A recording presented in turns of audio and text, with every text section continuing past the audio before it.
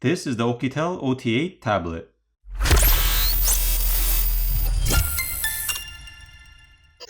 The OT8 is an 11-inch tablet with a full HD Plus display running Android 13. Comes in 3 colors, which are gray, purple, and green.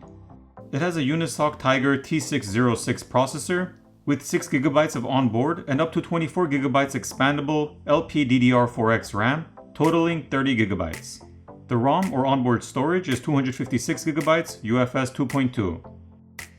The tablet runs smooth and the display is clear with no lag or stutter as far as touch goes.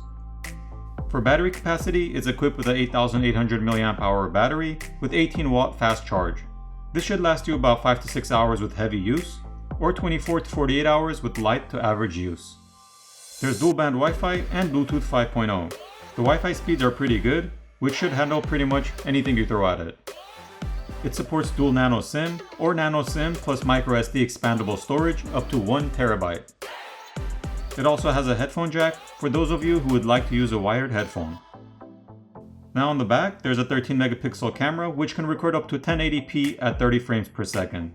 This isn't really anything impressive, but if you're buying this tablet, you're not really getting it for the camera.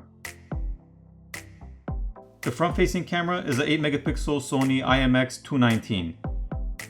With the quad speaker setup, the sound is nice and loud, so you won't have to worry about missing anything here. As for the contents in the box, in addition to the tablet itself, you get a nice folding case, the power adapter,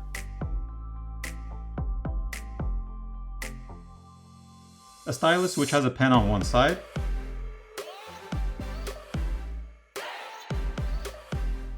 and the stylus pointer on the other.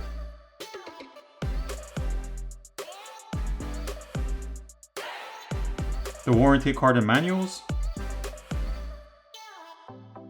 the USB-C cable, and the SIM ejector tool.